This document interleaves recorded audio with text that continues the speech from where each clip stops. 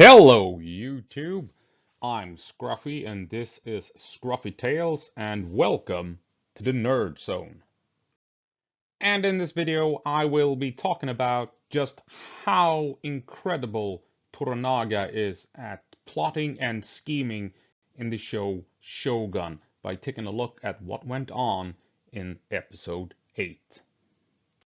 And throughout the series, we're told how masterful Toranaga is at outwitting his enemies, something he learned as a child while being held hostage by his family's enemies. Over and over, characters have hinted this, especially the Willow Lady when she said in episode 7, I believe, that there was no way that Toranaga did not know that his brother brought a massive army along with him. At that moment, we realized that Toranaga had something big planned. He knew he was going to be betrayed and that everything was going according to plan.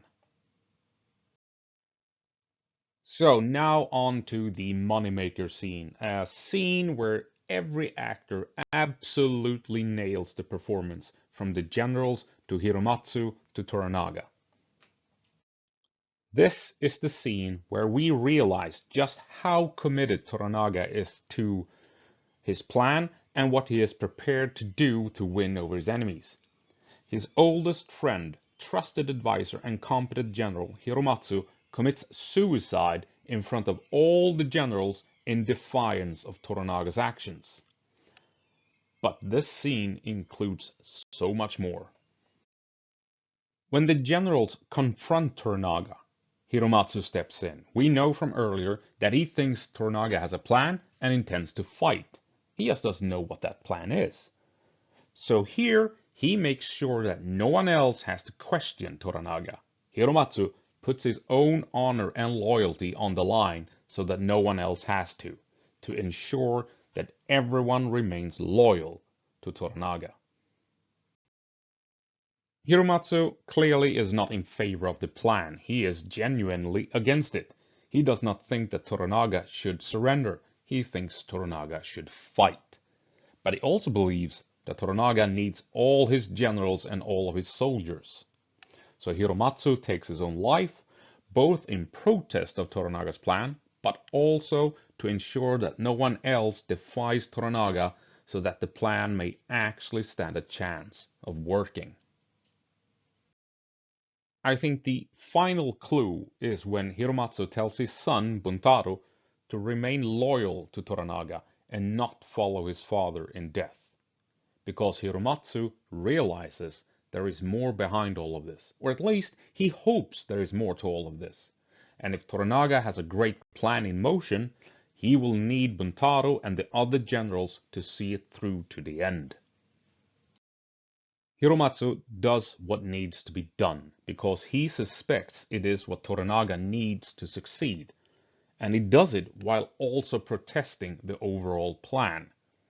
It is the ultimate sacrifice from a loyal friend and ally, and Toranaga regrets it. We can see it in his face. Toranaga more than likely planned that all of his generals would have followed him to Osaka. But when they argued, he was pushed into a corner and he had no choice but to stand his ground, even when Hiromatsu committed suicide.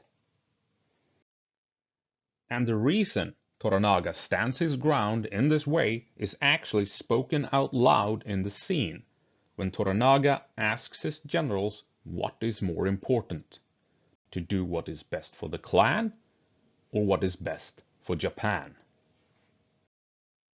Toranaga is not in this for what is best for his clan. He is in this for what is best for Japan. Toranaga intends to remove his enemies from power and by so doing ensure peace and stability in Japan. By becoming shogun in a quick and violent coup, he hopes to stifle any spark that might ignite a civil war. Should he fall back and invite his enemies to attack, he will be outnumbered, he will lose, and he and his friends will all die. He even says it, their city will be burned to the ground, and Japan will be doomed to be ruled by cruel and sinister leaders, like the Taiko before them. Toranaga is doing what is best for the entire country, what is best for all of the clans. And that is why he had no choice but to accept that Hiromatsu took his own life in protest of his actions. Another example of how Toranaga's mind works is shown when he knows in advance that Blackthorn and Yabushige will team up to avoid death. He describes them as hawks, as birds of prey that are predictable in their actions, and therefore he knew how they would react.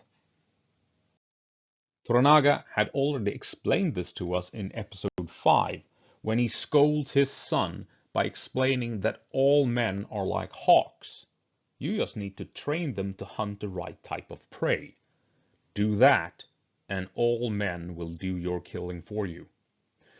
Whatever Toranaga has planned, it involved him betting on Blackthorn and Yabushige going against his wishes and becoming allies. Throughout the series, we are told how masterful Toranaga is at outwitting his enemies. And in episode 8, we learned how masterful he truly is. And with his son and best friend dead, all because of him keeping his plan a secret, he will stop at nothing to succeed, to make sure that their sacrifices were not in vain. Thank you for watching. I hope I'll see you in the next one, whenever the next one is. Who knows?